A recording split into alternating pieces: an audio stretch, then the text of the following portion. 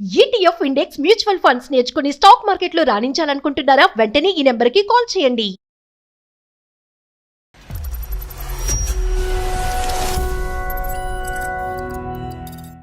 Husband ఏంటంటే చాలా sadist గా బిహేవ్ చేస్తారండి. సైకోగా సాడిజం బాగా చూపిస్తారండి. ఆయనతో వేగలేకపోతున్నాను సార్. ఆయన ఇంటికి వస్తుంటేనే చాలా భయం భయం భయం వేస్తుంది సార్. అంత సైకోగా బిహేవ్ చేస్తున్నారు సార్. ఇంటికి వచ్చాక అసలు ఇంట్లో వాతావరణం ఎలా ఉంటుంది? పిల్లలు తన ఇంటికి వస్తున్నారంటే భయపడిపోతున్నారు మేడం. ఇలాంటి బాధతో వేగడం, నేనంటే చేసుకున్న పాపానికి 10 సంవత్సరాలు వేగుతున్నాను మేడం. ఫ్రీగా ఉన్నారా? బ్రేక్ టైం అని కాల్ చేశాను.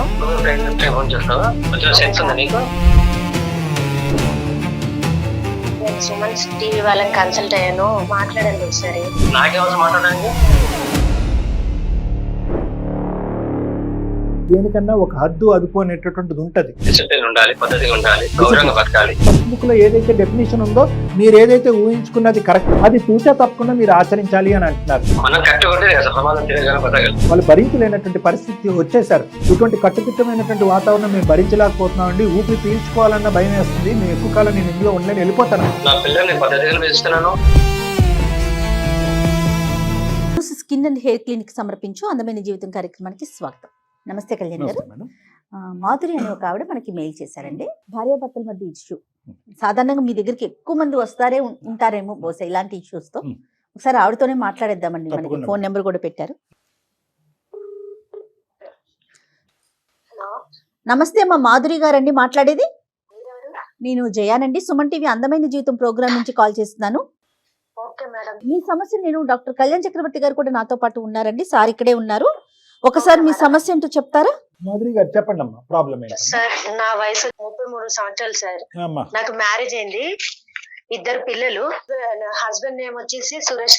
తను ఏంటంటే చాలా సాడిస్ట్ గా బిహేవ్ చేస్తారండి. సాడిస్ట్ గా, సైకోగా సాడిజం బాగా చూపిస్తారండి. ఇంకేమైనా పదాలు ఉన్నాయా? ఓపెనింగ్ లోనే చాలా బిరుదులు ఇచ్చేసారు మీ భర్త గారికి. అది డాక్టర్ గారికి చెప్తున్నా. చెప్పండి అమ్మా, ఏంటి అంత సాడిజం సైకోయిజం? ఇప్పుడు ఎక్కడికైనా వెళ్ళాలన్నా హడావిడి, టెన్షన్ పడడము ఇలాంటివి ఎక్కువ చేశారు సార్. ఆయనతో వేగలేకపోతున్నాను సార్. ఫ్రెండ్స్ తో మాట్లాడొద్దంటారు, పిల్లల్ని కూడా టీవీ చూడొద్దంటారు, ఫోన్ చూడొద్దంటారు, బయటికి వెళ్ళి ఆడుకోనివ్వరు, ఏమీ చేయనివ్వరు సార్. ఇంట్లోనే ఉండాలి. బయటికి వెళ్తే బ్యాడ్ మాటలు మాట్లాడతారని బయట తిరగనివ్వరు. తర్వాత ఫుల్ హడావిడి చేసేసి ఎక్కడికన్నా వెళ్ళాలి అన్నా పొద్దున్న 4 గంటలకు లేపడము, టైం కి ఫాలో అవ్వాలి అన్నట్టు, ఎప్పుడు టెన్షన్ గా పడుకోరు, ఎప్పుడు ఏదో ఒకటి ఆలోచిస్తా ఉంటారు. ఆయన బిహేవియర్ వల్ల మాకు చాలా ఇబ్బందిగా ఉంది సార్. కదా మీరు అనేది ఏంటంటే ఇప్పుడు టీవీ చూడొద్దు, మొబైల్ ఫోన్ చూడొద్దు అంటే పిల్లలకు సహజంగా మీ ఇంట్లో చెప్తారు, మా ఇంట్లో చెప్తారు కదమ్మా. అది సమస్య ఎలా అయింది? చాలా స్ట్రిక్ట్ సార్. బంధువులు ఇంటికి రావద్దు, చూస్తే బ్యాడ్ గా నేర్చుకుంటారు. ఫోన్ లో ఒకటే వస్తుందా సార్, చాలా టైప్స్ ఆఫ్ ఫోన్ యూజ్ చేసుకోవచ్చు, అసలు ఫోనే వాడొద్దంటారు. తర్వాత టీవీ కనెక్షన్ కూడా లేదండి, టీవీ కనెక్షన్ కూడా తీసేశారు, చూడొద్దంటారు. ఎంతసేపటి స్కూల్ కి వెళ్ళాలా, ఇంటికి రావాలా, చదువుకోవాలా, ఇంతే. అదే వేరే ప్రపంచం లేదు పిల్లలకి. వేరే ప్రపంచం లేదు. స్కూలు, ఇంటికి వచ్చామా, చదువు, ఇదే మేడం, వేరే ప్రపంచం లేదు మేడం. సరే, పిల్లల పరిస్థితి ఓకే. డిసిప్లిన్ వల్ల చాలా టార్చర్ అయిపోతుంది మేడం. బయటికి వెళ్ళొద్దు, చుట్టాలు మన ఇంటికి రావద్దు, ఈ ఖర్చు అవుతుంది, అక్కడికి వెళ్తే ఆ ఖర్చు అవుతుంది. పిల్లలు బయటకు వెళ్తే పాడైపోతారు, ఆరోగ్యం పాడైపోతుంది అనే ఉద్దేశమా, ఖర్చు అవుతుంది అనే ఉద్దేశమా, అతిగా పద్ధతుల్ని వ్యవహరించేటటువంటి వ్యక్తిత్వమా? అతిగా పద్ధతులు ఈ టైంకి చేయాలి, బయటికి వెళ్తే ఖర్చు అవుతుంది. ఆయన ఇంటికి వస్తుంటేనే చాలా భయం భయం భయం వేస్తుంది సార్. అంత సైకోగా బిహేవ్ చేస్తున్నారు సార్. ఇదే టైంకి ఇది చేయాలి, ఇది ఇక్కడే పెట్టాలి, ఇది ఇక్కడే ఉండాలి. మేడం ఇంత డిసిప్లిన్ అని అంటే అసలు ఏది భరించలేకపోతున్నా మేడం. ఇప్పటి వరకు చాలా ఓపిక పట్టి ఉన్నాను మేడం. ప్రపంచం ఏమీ తెలియకుండా ఇంట్లోనే ఉండాలి, వెళ్ళాలా, పని చేసుకున్నామా, ఉన్నామా అన్నట్టు. ఇప్పుడు తను ఫస్ట్ నుంచి ఇంతేనా, మధ్యలో వచ్చిందా? తను కూడా ఇలానే ఉంటాడా, బంధువులతో వాళ్ళతో టచ్ మీ నాట్ లాగా? తను ఎక్కడికి వెళ్ళి ఇలాగే బిహేవ్ చేస్తాడు మేడం. అసలు ఎక్కడికి బయటకు కూడా తీసుకెళ్ళాడు మేడం. తను వెళ్తాడా? పోనీ వెళ్తాడు మేడం, స్కూల్ టీచర్. స్కూల్ వరకు వెళ్ళొస్తాడు. బంధువులతో కలవటం, ఫ్రెండ్స్ తో కలవటం అది ఉంది అతనికి. లేవు మేడం. తన బిహేవియర్ అలాగే ఉంటే పిల్లలు తన ఇంటికి వస్తున్నారంటే భయపడిపోతున్నారు మేడం. అంటే అతని ఇంటికి వచ్చాక అసలు ఇంట్లో వాతావరణం ఎలా ఉంటుంది? స్కూల్ నుండి ఇంటికి వచ్చాక మేడం పిల్లలు చూసి భయపడి వెళ్ళి రూమ్ లో దాక్కుంటున్నారు మేడం. తన ఇంటికి వచ్చాక పిల్లలు నాతో కూడా సరిగ్గా మాట్లాడట్లేదు. అదేంటండి? తర్వాత అంటే తను అంత స్ట్రిక్ట్ గా ఉండాలి అని చెప్పేసి చూస్తే భయపడుతున్నారు మేడం. స్కూల్లో పిల్లల్ని ఎలా స్ట్రిక్ట్ గా ఉంచుతున్నారో ఇంట్లో ఇంట్లో కూడా పిల్లల్ని కూడా అలా చాలా ఓకే. స్ట్రిక్ట్ గా ఉంచుతున్నారు. ఆ, ఆ. కింద పడేసి చిందర వందరగా ఉంచుతుంటే ఇవెందుకు ఇలా ఉంచారు అని చెప్పేసి గొడవ పెట్టడం. అదేంటమ్మా పిల్లలన్నాక బుక్స్ అటు ఇటు ఉండవా? చిన్న పిల్లలంటే చెప్పులు అవన్నీ తీసి ఎక్కడెక్కడో వేస్తారు కదా మేడం. అవన్నీ లేదు, లైన్ గా నీట్ గా పెట్టాలి, లైన్ లోనే పెట్టాలి అని అంటారు మేడం. చిన్న పిల్లలు తిన్న అన్నం మెతుకులు కింద పడ్డా కూడా ఏంటి ఇలా డట్టిగా ఉంది అని చెప్పేసి అలా గొడవ పెడుతున్నారు. ఎక్కువ రైస్ పెట్టి అన్నం మిగిలినా కూడా ఎందుకు ఇంత అన్నం పెట్టినావు, వేస్ట్ అవుతుంది, ఎక్కువ ఎందుకు పెట్టినావు అని చెప్పి అలా తిడతారు మేడం. తక్కువ పెట్టినా తక్కువ ఎందుకు పెట్టినావు అని తిడతారు. ఏదైనా కరెక్ట్ గా ఉండాలి. ఏదైనా కరెక్ట్ గా ఉండాలి, కరెక్ట్ గా ఉండాలనే ప్రతి దానికి మేడం. ఇలాంటి భర్తతో వేగడం, నేనంటే చేసుకున్న పాపానికి 10 సంవత్సరాల నుండి వేగుతున్నాను మేడం. ఇది ఇంక ఇలాగే కంటిన్యూగా కొనసాగితే నా పిల్లల లైఫ్ ఏమవుతుందో అని చెప్పి చాలా భయం వేస్తుంది మేడం నాకు. ఇప్పుడు మాకు ఎందుకమ్మా మాకు చేశారు అంటే దేని గురించి చేశారు? తనలో ఏదైనా మార్పు వస్తుందేమో, మిమ్మల్ని కన్సల్ట్ అవుతే నా లైఫ్ ఏమైనా మారుతుందేమో అని నేను అనుకుంటున్నాను సార్. ఇలాంటి భర్తతోనే నేను వేగలేకపోతున్నాను సార్. కానీ అతనికి నేను నా పిల్లల్ని వదిలేసి ఎక్కడికైనా వెళ్ళిపోదాం అనుకుంటున్నాను సార్. వద్దులే అమ్మా అవన్నీ ఎందుకులేండి. కానీ నేను అనేది ఒకటి, ఇక్కడ మీరు ఇప్పుడుకొచ్చి పరిష్కార మార్గం ఏంటనేది ఆలోచించలేదు, అతనికి సజెస్ట్ చేయలేదు. అతనికి యాంగర్ యాంగ్జైటీ రెండేళ్ళు ఉన్నాయి అతని దగ్గర. కోపము, యాంగర్ అంటే కోపము, యాంగ్జైటీ అంటే ఆందోళన, భయపడటము, ఒత్తిడికి లోనవటము, రెండు ఉన్నాయి. మీ పేరెంట్స్ గానీ వాళ్ళ పేరెంట్స్ గానీ ఈ విషయం తెలుసా అండి? మా పేరెంట్స్ కి అయితే నేను చెప్పాను మేడం. వాళ్ళ పేరెంట్స్ కూడా ఈయన బిహేవియర్ తెలుసు మేడం. వాళ్ళ ఇంట్లో కూడా ఇంతేనా? ఇట్లానే ఉంటారా వాళ్ళు? వాళ్ళ ఇంట్లో కూడా ఈయన ఇలాగే ప్రవర్తిస్తారు మేడం. వాళ్ళ పేరెంట్స్ కూడా వాళ్ళలో ఎవరైనా ఉన్నారా ఈ డిసిప్లైన్? డిసిప్లిన్ ఈయన ఉన్నారు మేడం. వీళ్ళ ఫ్యామిలీలో ఎవరు లేరు మేడం ఇలా. ఇది ఒక హెల్త్ ఇష్యూ అంటారా? మీరేమంటారు అసలు?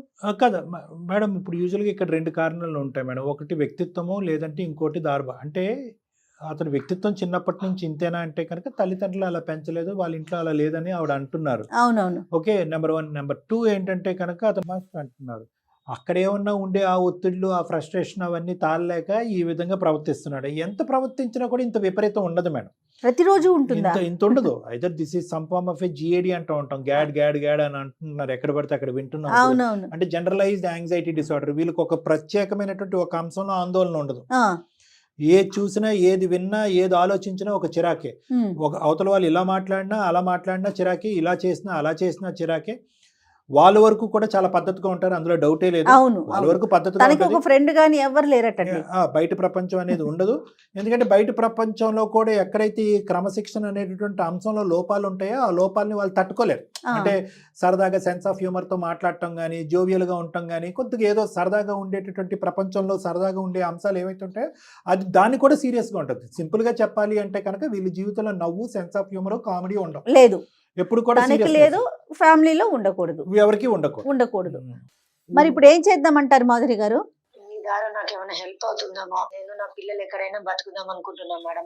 కాదులేమ్మా, ఆగండి. ఇక్కడ మీరు అంత చివరి దాకా ఆలోచించేసేమాకండి. 2 పిల్లలు ఉన్నారు, వాళ్ళ భవిష్యత్తుని కూడా దృష్టిలో పెట్టి. సంవత్సరం నుండి భరిస్తున్నాను. మీరు ఈ ఒడ్డుని నిలబడ్డారు కాబట్టి మీకు అంత విపరీతంగా అనిపిస్తుంది. పిల్లల్ని ఎత్తుకుని ఆ అవతల ఒడ్డుకి వెళ్తే కనుక అక్కడ ఏంటనేది మీకు తెలుస్తుంది. ఎంత క్రమశిక్షణలో పెట్టేటటువంటి భర్త, తండ్రి అయినా కూడా ఈ రోజు పగలనక రాత్రనక కష్టపడి 4 పైసలు ఇంటికి తీసుకొస్తున్నాడు. మీకు ఏ ఉద్యోగం లేదు, మీకు ఏ ఆర్థిక పరమైనటువంటి ఆధారం లేదు. 2 పిల్లల్ని, చంటి బిడ్డల్ని ఎత్తుకుని మీరు రోడ్డు మీద వెళ్ళాలి. సో కాబట్టి అనుకున్నంత సులువు కాదు. ఇది పరివర్తన వచ్చేటటువంటిది. లేదండి వేరే తాగుడు ఉంది, తిరుగుడు ఉంది అని, వేరే చెడు అలవాట్లు ఉన్నాయంటే కనుక, విపరీతమైన ధోరణి ఉందంటే కనుక అది వేస్ట్. ఇతను ఏంటంటే క్రమశిక్షణకి విపరీతమైనటువంటి నిర్వచనం మీ భర్త. సో మనం అతను నా పిల్లలు ఏమైపోతారు అని చెప్పి నాకు చాలా భయం వేస్తుంది. కరెక్టే, భయభ్రాంతులకు గురవుతున్నారు. పిల్లలకు కూడా మనకు సర్ది చెప్పేటటువంటి ప్రయత్నం చేయాలి. అలాగే ఇతను ఏంటంటే క్రమశిక్షణ అనేటటువంటి దాని మీద అతను బార్ ఏదైతే పై గీసాడో ఆ గీతను కొద్దిగా కిందకి దించాలి మనం. చూద్దాం. మరి ఒకసారి మాట్లాడదామంటారా? డాక్టర్ గారితో మాట్లాడిద్దామా? మాట్లాడండి మేడం. ఓకే, మీరు తీసుకుంటారా? ఆయన ఎక్కడున్నారు ఇప్పుడు ప్రెసెంట్? స్కూల్లో ఉంటారు మేడం. ఇప్పుడు బ్రేక్ టైమే మేడం, మాట్లాడొచ్చు మేడం. మరి ఒకసారి కాల్ చేసి ఇట్లా బ్యాక్ ఎండ్ లో మేము ఉన్నామని చెప్పండి ఒక మాట. ఇట్లా మీకు నాకు మరి వీలు కావట్లేదు కాబట్టి నేను ఇట్లా డాక్టర్ గారి కోసం కాల్ చేశానని చెప్పండి. నెక్స్ట్ Okay, డాక్టర్ గారు మాట్లాడతారు, చూద్దాం. Okay madam. Right. The person you are speaking with ఏమండి చెప్పు. ఫ్రీగా ఉన్నారా? బ్రేక్ టైం అని కాల్ చేశాను. అయితే ఇప్పుడు టైం ఫోన్ చేస్తావా? అంటే పల్లె ఉండవా? ఫ్రీగా ఉన్నారేమో, బ్రేక్ టైం కదా మాట్లాడదామని కాల్ చేశాను. అయితే బ్రేక్ అయితే ఫ్రీగా ఉంటే ఏ పని లేదా నాకు? వేరే పని ఉండదా? కొంచెం సెన్స్ ఉందా నీకు? ఇప్పుడు పడితే ఇప్పుడు ఫోన్ చేస్తున్నావు. అలా కాదండి, మీరు ఇలా ఏం తెలుసుకోకుండా ఇలా మాట్లాడుతున్నారు ఏంటండి? ఒక 2 minutes కూడా మాట్లాడారా? తిడుతున్నారు. ఏ టైంలో ఉన్నప్పుడు ప్రేయర్ చేయకుండా నేను నా వచ్చే పనులు ఉన్నాయి ఇక్కడ. బ్రేక్ టైమే కదా, సో అందుకనే మీరు ఇలా బిహేవ్ వేరే వర్క్ ఉండదు చేస్తున్నారని నాకు. నేను సుమన్ టీవీ వాళ్ళని కన్సల్ట్ అయ్యాను. వాళ్ళ లైన్ లో ఉన్నారు, మాట్లాడండి ఒకసారి. నాకే అవసరం మాట్లాడడానికి. సురేష్ గారు నమస్తే అండి. నమస్తే సురేష్ గారు, మీరు మాస్టర్ అని విన్నాము. మీరు మీ అడవుల్లో మీరు ఉంటారు. ఒక 2 నిమిషాలు మాట్లాడదామని. నా పేరు డాక్టర్ కళ్యాణ్ చక్రవర్తి అండి, సుమన్ టీవీ అందమైన జీవితం. నాతో పాటు మన సీనియర్ హోస్ట్ జయ మేడం కూడా ఉన్నారు. నమస్తే అండి. సార్ నమస్తే మేడం. నమస్తే. నమస్తే. Thank you sir. ఒక 2 నిమిషాలు మీతో మాట్లాడొచ్చా సార్? మేడం ఏదో మీ మిస్సెస్ మాకు ఒక ఈమెయిల్ పంపించారు, ఏదో ఇబ్బందికరమైన పరిస్థితి ఉందని చెప్పి. అది కొద్దిగా మీ దగ్గర నుంచి క్లారిఫికేషన్ గురించి కాల్ చేసాం అంతే. చెప్పాలి సార్. అదే సార్. Right sir. సార్ ఇప్పుడు ఏంటంటే, ఇప్పుడు మీ మేడం ఏమన్నారు అంటే, పెద్ద యూజువల్గా మేము ఈ వేదిక మీద చూసేటటువంటి సమస్యలతో పోల్చుకుంటే బహుశా మీ భార్య గారికి ఇది పెద్దగా అనిపించచ్చేమో, కానీ మేము చూసేటటువంటి కేసెస్తో చూసుకుంటే ఇది చిన్న కేసే. కానీ ప్రధానంగా క్రమశిక్షణ అనేటటువంటిది ఒక ఇంటి పరిధిలో ఎంతవరకు ఉండొచ్చు, ఉండకూడదు. ఒక స్కూల్ వాతావరణం అనేటటువంటిది ఇంట్లో ఉండాలా, ఉండకూడదా? ఒక తండ్రి అనేటటువంటి వ్యక్తి స్కూల్ నుంచి ఇంటికి వచ్చిన తర్వాత ఇంటిని కూడా స్కూల్ కింద మార్చొచ్చా, అక్కర్లేదా? ఇల్లుని ఇల్లు కింద ఉంచొచ్చా? ఎంతవరకు ఫ్రీడమ్ ఇవ్వచ్చు? పిల్లలు ఎంతవరకు బయటకు వెళ్ళి ఆడుకోవచ్చు? పిల్లలు ఎంతవరకు టీవీ చూడొచ్చు? పక్క గదిలో ఫ్యాన్ తిరగచ్చా? తిరిగితే ఎంతసేపు తిరగచ్చు? భోజనం చేసేటప్పుడు అన్నం మెతుకులు ఎంతవరకు పక్కగా జల్లొచ్చు? ఎంత డిస్టెన్స్లో వెళ్ళొచ్చు?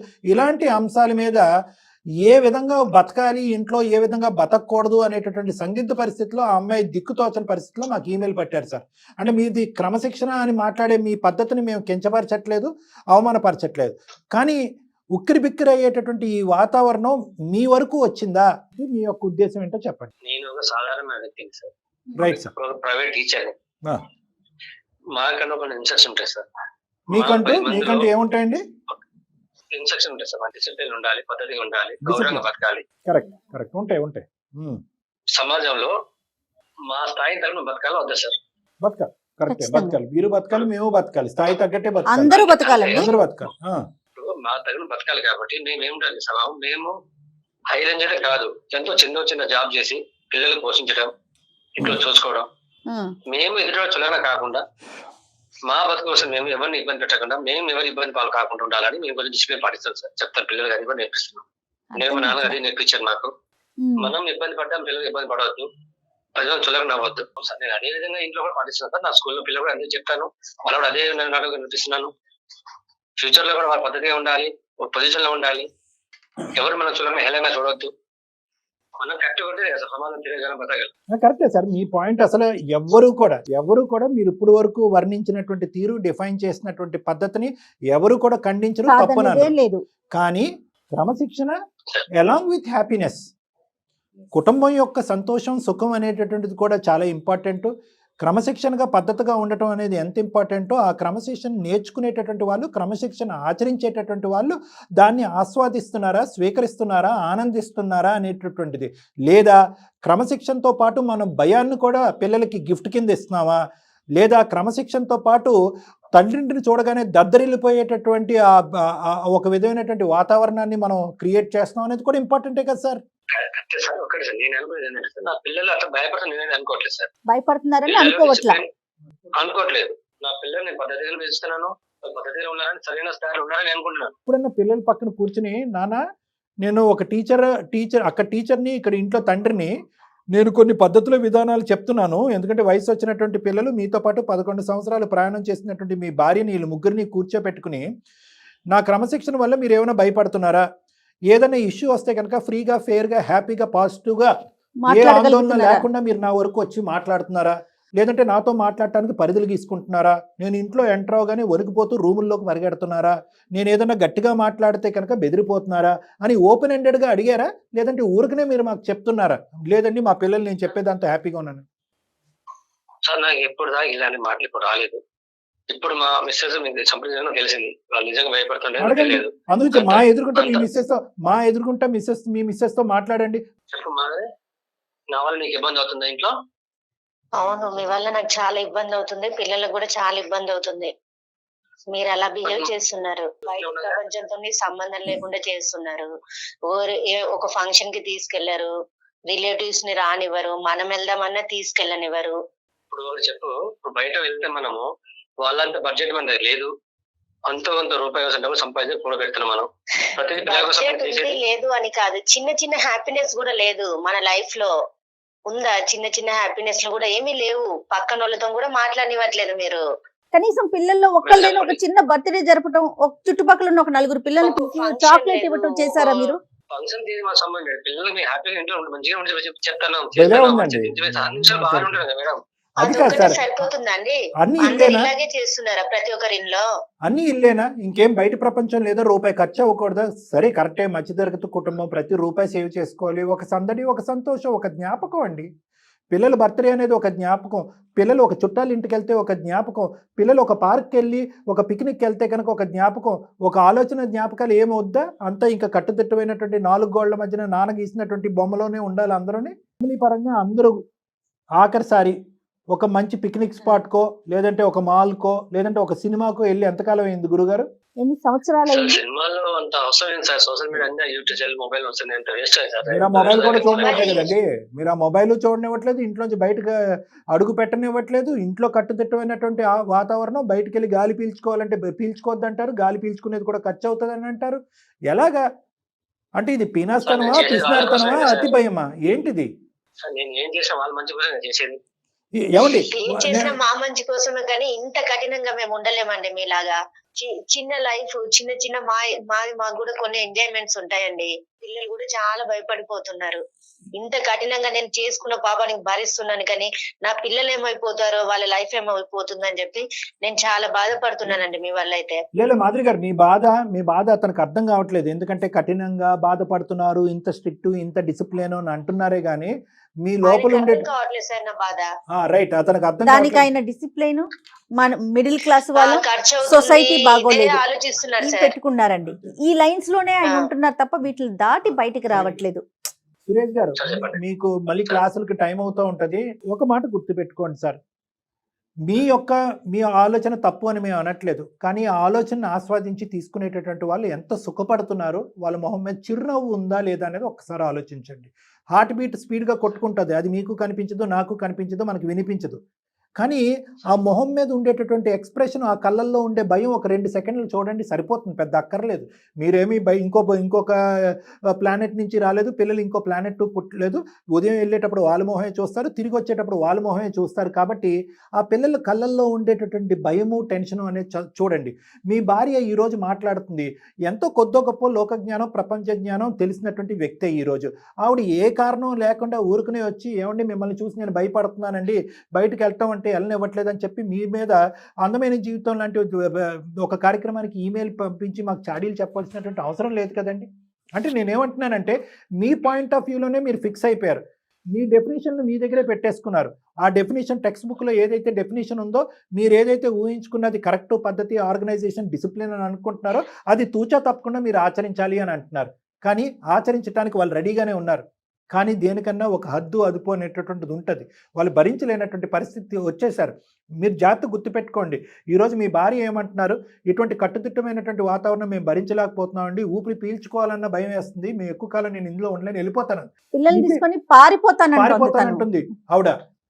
రేపొద్దున పిల్లలు ఒక టీనేజ్ ఏజ్కి వస్తారు, మీ ఇద్దరు పిల్లలు, వాళ్ళు ఖచ్చితంగా మిమ్మల్ని ప్రశ్నిస్తారు, ఏంటి నాన్న, ఏంటి వాతావరణము, బ్రతకాలా చావాలా, వాళ్ళ ఇంట్లో ఇలా ఉంది, వాళ్ళ అమ్మ నాన్న ఇక్కడికి వెళ్ళారు, వాళ్ళ నాన్న ఇలా చేశాడు, అలా చేశాడు, వాళ్ళది మనకంటే మధ్యతరగతి కుటుంబం, దిగు స్థాయి ఉన్నటువంటి కుటుంబం, వాళ్ళ ఇంట్లో ఉన్నటువంటి సంతోషం, సుఖం మేము ఎందుకు చూడలేకపోయాం నాన్న, ఎందుకు అనుక్షణం నిన్ను చూసి మేము ఎందుకు భయపడాలి, బాధపడాలి, తండ్రి ఉంటే కనుక సంతోషంగా చెప్పుకోవడానికి పిల్లలు పరిగెట్టుకుంటూ వస్తారు, మేము పరిగెట్టుకుంటూ అవతల డైరెక్షన్లో పారిపోతున్నాం నువ్వు రాగానే, ఎందుకు ఈ వాతావరణం అనే ప్రశ్న మిమ్మల్ని అడిగితే కనుక మీరేం చేయాలో మీకు తోచదు సురేష్ గారు.